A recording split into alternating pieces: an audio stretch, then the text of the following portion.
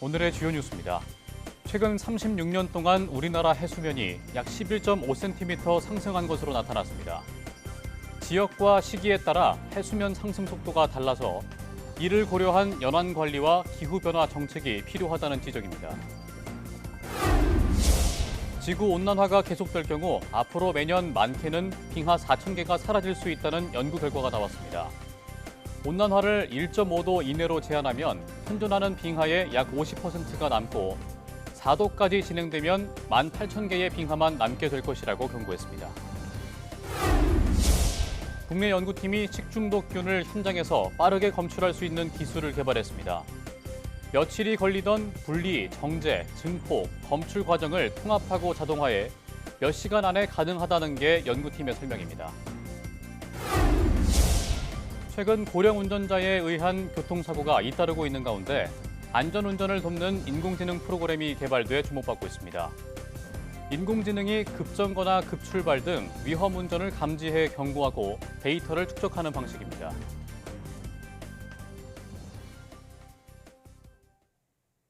여러분 안녕하십니까? 사이언스투데이 시작합니다. 최근 30여 년 동안 우리나라 해수면이 약 11.5cm 상승한 것으로 나타났습니다. 지역과 시기에 따라 해수면 상승 속도가 달라서 이를 고려한 기후변화 정책이 필요해 보입니다. 임는솔 기자입니다. 국립해양조사원이 1989년부터 2024년까지 우리나라 전 지역의 해수면 변화를 관찰했습니다. 조사 결과 36년 동안 11.5cm가 상승한 것으로 나타났습니다. 매년 약 3.2mm가 꾸준히 오른 셈입니다. 하지만 지역별 해수면 상승 속도는 다르게 나타났습니다. 서해안과 동해안이 연평균 약 3에서 3.6mm 정도 상승한 반면 남해안은 약 2.6에서 3.4mm 수준으로 상대적으로 완만한 경향을 보였습니다. 또 10년 단위로 구분한 결과 시기와 해역에 따라서도 해수면 상승 속도가 빨라지거나 느려지는 경향도 관측됐습니다. 1995년에서 2004년엔 전 연안에서 연 5에서 8mm 수준의 높은 상승률이 나타났습니다. 2005년에서 2014년엔 서해안과 남해안에서 상승률이 일시적으로 낮아졌지만 동해안에서는 상대적으로 높아져 해역 간 차이가 벌어졌습니다. 2015년에서 2024년엔 다시 서해안과 제주 부근을 중심으로 연 4에서 7mm 수준의 높은 상승률이 나타났지만 동해안 일부 지역에서는 상승 속도가 둔화한 것을 확인할 수 있었습니다. 지구온난화라는 거대한 흐름 위에 우리나라 주변의 따뜻한 해류인 대만한류 세기 변화나 특정 시기의 바람, 또는 기압 배치에 따라서 바닷물의 연안으로 강하게 밀려오면서 상승 속도가 일시적으로 이렇게 변화할 수가 있습니다. 국립해양조사원은 연안 관리와 기후변화 적응 정책을 수립할 때 해역별 특성을 고려한 접근이 필요하다고 밝혔습니다. 이번 분석 결과는 내년 상반기 국립해양조사원 누리집에서 확인할 수 있습니다. YTN 사이언스 임들솔입니다. 지구온난화가 계속될 경우 앞으로 매년 많게는 빙하 4,000개가 사라질 수 있다는 경고가 나왔습니다. 해수면 상승과 물 부족, 대규모 인구 이동으로 이어져 인류의 삶을 직접 흔들 수 있다는 분석입니다. 권영희 기자입니다. 2050년 전후로 매년 2,000개에서 4,000개 빙하가 사라질 수 있다는 연구 결과가 네이처 기후 변화에 실렸습니다. 연구팀은 빙하의 미래는 지구 평균 기온이 얼마나 더 오르느냐에 달려 있다고 밝혔습니다. 그러면서 두 가지 경우를 제시합니다.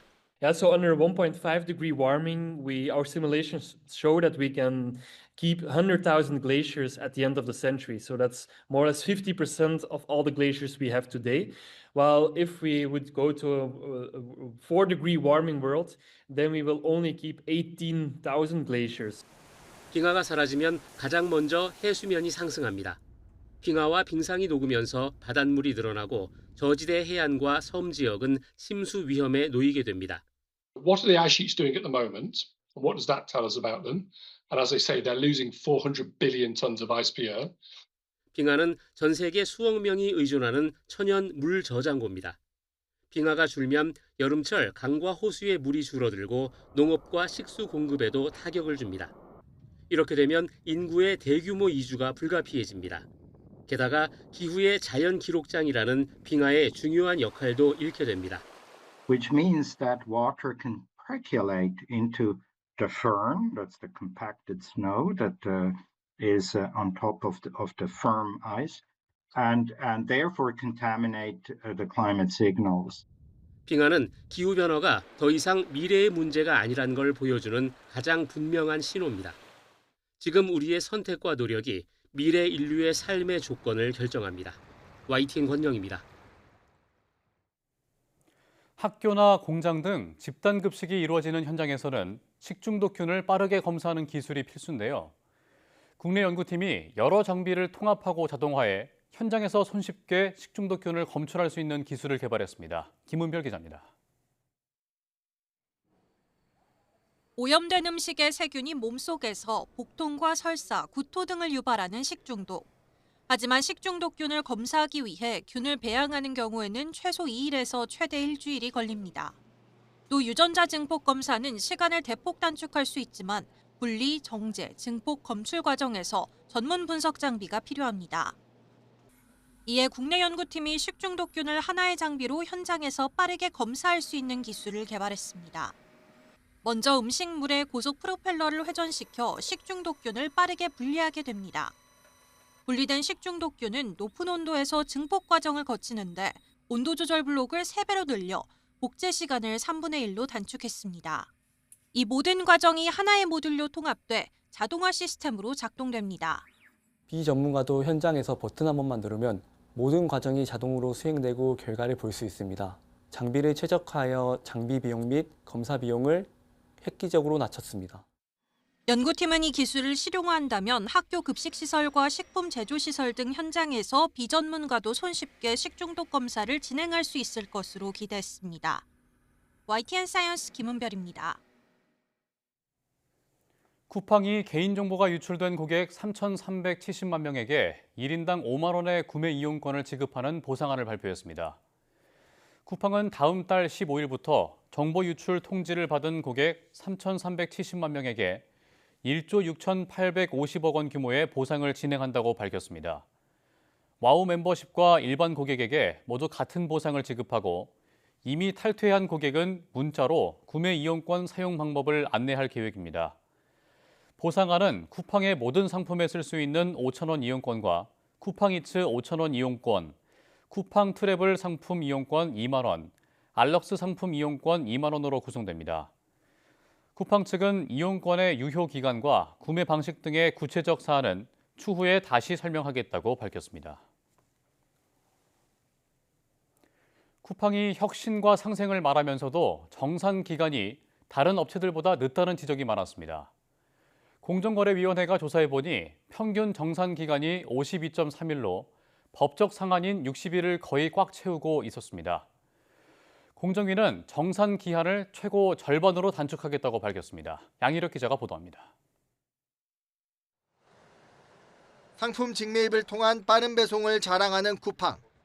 납품 대금을 월 1회 정산하기도 하지만 주로 수시, 다회 정산 방식을 운영합니다. 공정거래위원회가 대규모 유통업체들을 대상으로 조사한 결과 월 1회 정산업체의 평균 대금 지급 소요기간은 33.6일, 수시 다회 정산 방식 업체는 20.9일이었습니다. 하지만 쿠팡을 비롯해 수시 다회 정산 방식의 9개 업체가 법적 상한인 60일에 가깝게 대금을 주고 있었습니다. 쿠팡이 평균 52.3일, 다이소가 59.1일, 컬리는 54.6일이었습니다. 명품문고는 65.1일로 법정 기한을 초과했습니다. 결과적으로 기간 자체가 늘어나는 구조를 갖고 있으니까 저희가 준비해야 될 재고가 많아져야 되는 거고, 재고가 많아진다는 것은 결국 우리 예산이 더 많아져야 한다는 거거든요. 공정위는 특히 쿠팡의 경우 지난 2021년 법 개정으로 60일 규정이 생기자 종전에 50일 정도에 지급하던 대금 지급을 더 늦췄다고 밝혔습니다. 공정위는 대금 지급 기한을 대폭 줄이도록 법 개정을 추진합니다. 직매입의 경우 상품 수령일로부터 30일로 줄이되 월 1회 정산하는 경우는 매입 마감일인 월 말일로부터 20일로 예외를 두기로 했습니다. 특약 매입 등은 판매 마감일로부터 20일로 줄입니다. 업체들이 충분히 줄일 수 있는 여력도 충분하다. 그리고 이 9개 업체 같은 법정 상한에 맞춰서 일부러 늦게주고 그 중간에 자금을 자기들이 활용하고 있는 그런 업체들의 대금 정산 기한을 대폭 줄일 필요가 있다.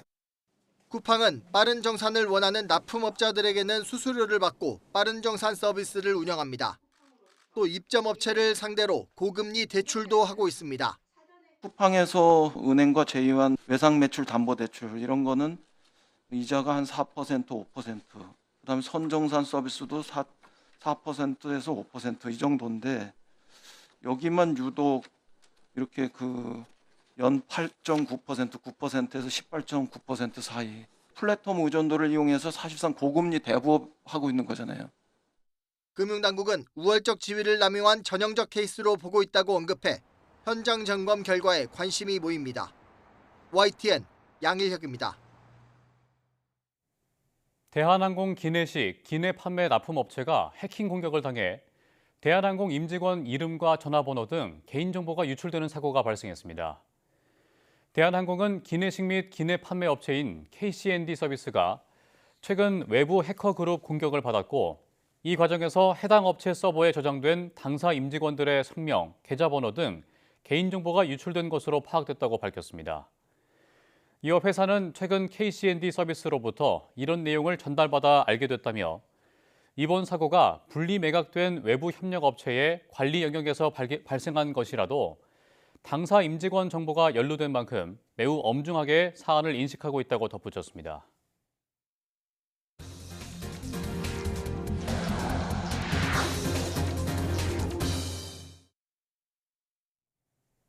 올 한 해 전국 곳곳에 내린 집중호우로 대규모 인명피해와 재산피해가 났습니다.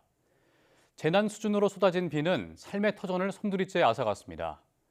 폭우가 휩쓴 2025년을 임형준 기자가 돌아봤습니다.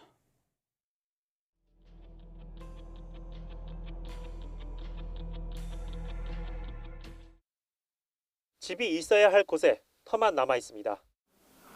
지난 7월 집중호우로 산에서 밀려 내려온 엄청난 양의 토사가 마을을 덮쳤습니다. 수많은 삶의 보금자리를 파괴했고 마을 주민 4명의 목숨을 앗아갔습니다.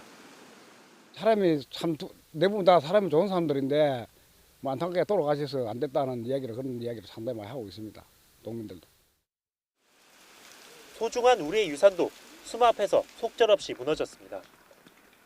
보물 제374호 율곡사 대웅전은 토사의 무게를 이겨내지 못했습니다. 대웅전 일부가 파손된 지 5달가량 지났습니다. 지금은 보시는 것처럼 이렇게 임시방편으로 나무판자와 비닐을 덧대놓아 완전히 복구되진 않은 모습을 확인할 수 있습니다. 스님이 머무는 요사체도 심하게 파손됐는데 현재는 완전히 철거돼 터만 남아 있습니다. 지금 지낼 곳이 마땅치 않기 때문에 저희가 이제 수장고에 방이 한 칸이 있어서 그 방 칸을 조금 보수를 해서 지금 지내고 있는 실정입니다. 인명과 재산 피해가 컸지만 주민들은 희망의 끈을 놓지 않았습니다. 귀농 2년 차인 올해 가진 전부라고 할 딸기하우스 14개 동을 잃은 권정비 씨. 고난의 연속이었지만 가족과 이웃의 격려와 도움으로 겨우내 딸기를 수확할 수 있을 만큼 복구했습니다. 왜 주저앉아 있냐. 우리 아직 젊으니까 좀 힘들어도 해보자. 그렇게 격려를 많이 해주고 정말 뿌듯하고 희망을 얻었습니다.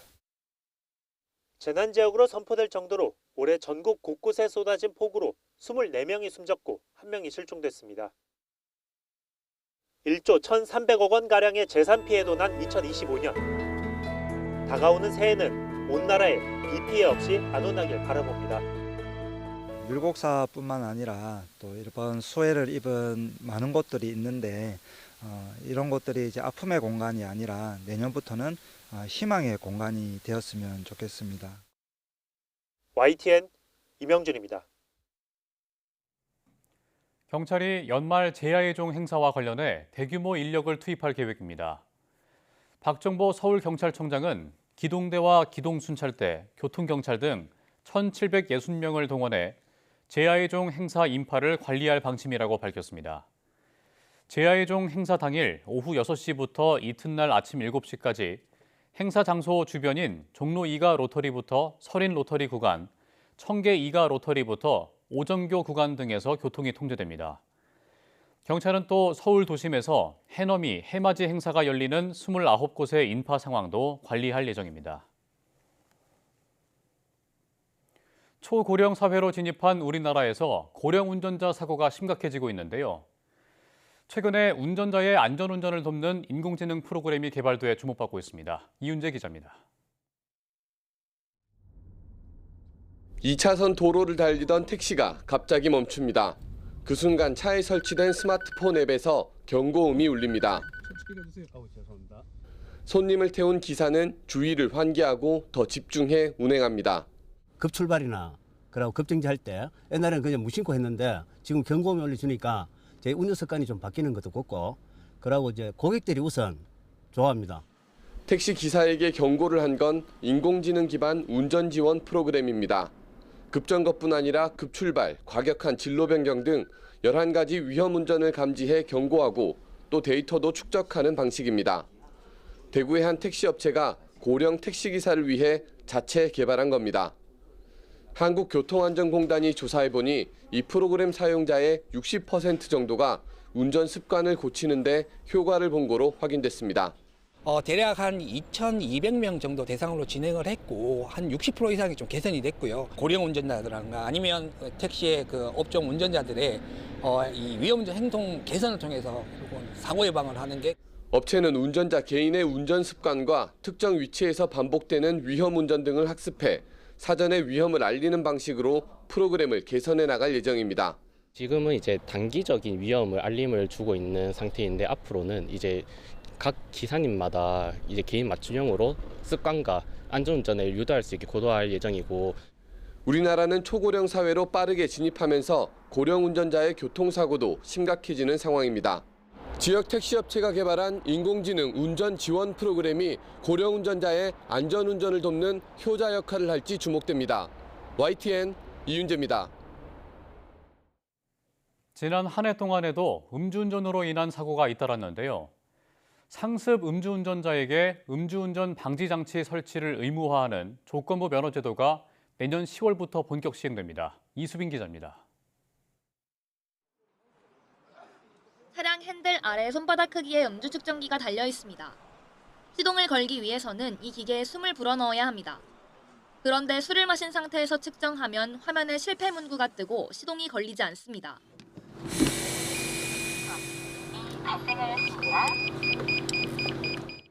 음주운전 방지 장치가 작동하는 모습입니다. 5년 내 음주운전 재범 비중이 40%를 웃도는 가운데 내년 10월부터 이 같은 상습 음주운전자가 면허를 다시 취득할 때 음주운전 방지 장치를 의무적으로 설치하게 하는 조건부 면허제도가 본격 시행됩니다.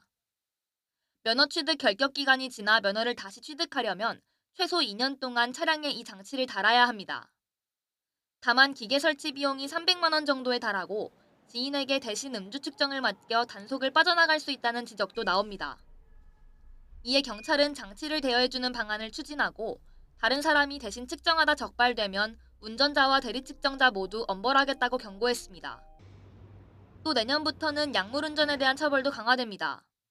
최근 프로포폴, 졸피뎀 등에 취한 상태로 운전하다 발생하는 사고가 늘면서 경찰도 조치에 나선 건데 4월부터 약물운전을 하다 적발된 경우 처벌 수준이 5년 이하의 징역 또는 2천만 원 이하의 벌금으로 강화되고 약물 측정 거부 시 처벌받을 수 있습니다. YTN 이수빈입니다. 올해 우리나라 수출액이 사상 처음으로 7천억 달러를 돌파했습니다. 관세청은 우리 연간 누계 수출액이 7천억 달러를 달성했다고 밝혔습니다. 수출 7천억 달러는 지난 2018년 처음으로 6천억 달러를 돌파한 뒤 7년 만에 이뤄낸 쾌거입니다. 이로써 한국은 전 세계에서 6번째로 수출 7천억 달러를 달성한 나라가 됐습니다.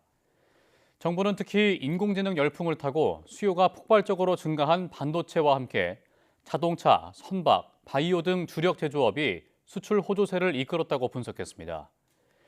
여기에 K푸드와 K뷰티가 해외에서 인기를 끌면서 새 수출 동력으로 작용했고 아세안과 유럽연합 등으로 수출 시장을 다변화한 것 역시 효과를 봤습니다. 새 환급액 도착, 근로소득자 2명 중 1명은 환급 대상. 이런 광고 문구를 보신 분들은 혹하기 마련인데요. 세무대행 플랫폼 3.3이 이런 거짓 과장 광고로 공정거래위원회의 제재를 받게 됐습니다. 이승은 기자가 보도합니다. 지난 2023년 세무대행 플랫폼 3.3이 뿌린 광고입니다. 새 환급액이 도착했으니 확인하라는 내용입니다. 예상 환급금 조회 서비스, 나아가 유료인 신고대행 서비스 이용을 높이기 위한 거짓 과장 광고였습니다. 밑도 끝도 없이 평균 53만여 원의 환급금 확인이 필요하다는 광고, 누구나 이만큼 돌려받은 게 아니었습니다. 2023년 넉 달 정도 종합소득세 유료 신고 대행 서비스 이용자 가운데 부양가족이나 주택마련저축 등 특별한 요건이 충족돼 추가 세금 공제를 받았던 4만여 명의 평균 환급금이었습니다. 2023년 전체 신고 대행 서비스 이용자 평균 환급금은 17만 5천여 원으로 3분의 1 수준이었습니다. 홈택스에선 제가 환급을 못 받는다고 했던 것 같은데 3.3에서는 또 받을 수 있다고 떠가지고 그래서 이게 진짜 맞나? 공정위는 3.3의 거짓 과장 기만적 광고에 대해 시정명령과 함께 과징금 7,100만 원을 부과하기로 했습니다. 세무 플랫폼에 대한 첫 제재입니다. 255만여 명 규모의 소비자에게 접근성이 매우 높은 카카오톡 메시지를 통해 전달되어서 신중하고 정확하게 안내되었음에도 다수의 소비자에게 서비스 선택 왜곡을 발생시켰다는 점에서 공정거래 질서를 크게 해칠 우려가 있다고 해서 판단해서 3.3 광고를 공정위에 신고한 한국세무사회는 나아가 부당공제로 소비자가 가산세를 문 경우도 있다며 세무 플랫폼들을 국세청에 고발한 상태입니다. 배우자 공제를 각각 서로 받게끔 해가지고 환급액을 더 많이 받게 한 경우가 대표적인 사례가 있고요. 경비 처리하면 안 되는 부분을 경비 처리함으로써 환급액을 더 높게 한 케이스죠. 국세청은 지난 3월 쉽게 종소세 환급을 받을 수 있는 원클릭 서비스를 개통했습니다. 수수료가 없고 과다 환급에 따른 가산세 위험이 없습니다. YTN 이승은입니다. 우리나라 인구의 5%는 한 달에 휴대전화로 소통하는 사람이 20명 미만인 교류 저종층으로 조사됐습니다. 통계청이 발표한 사회적 관심 계층의 생활 특성 분석 결과를 보면 사회적 외톨이라고 볼 수 있는 교류 저조층이 4.9%로 집계됐습니다. 교류 저조층 가운데 근로활동을 하는 사람은 26.2%로 전체 평균인 64%의 절반에도 못 미쳤습니다. 이들이 한 달에 전화통화나 문자로 교류하는 대상자는 평균 11.3명으로 50명인 전체 인구의 5분의 1 수준이었습니다. 또 18세 이상 인구의 12.9%는 최근 3년간 대출이나 신용카드 보유 이력이 없는 금융소외층으로 나타났습니다. 65세 이상 고령층의 경우 43.2%가 경제활동을 하고 있고 80세 이상에서도 20.7%가 일을 하고 있는 것으로 집계됐습니다. 백두산 호랑이 가족 6마리가 야생에서 살아가는 모습이 카메라에 잡혔습니다.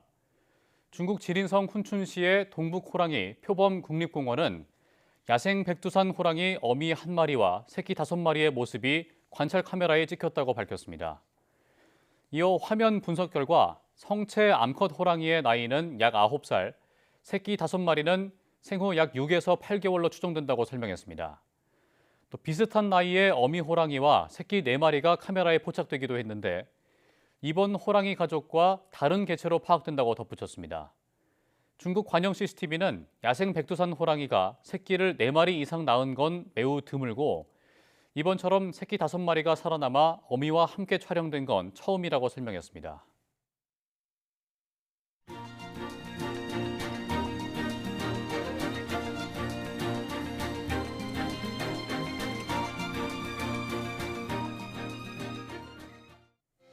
이상으로 사이언스 투데이 마칩니다. 함께해 주신 여러분 고맙습니다.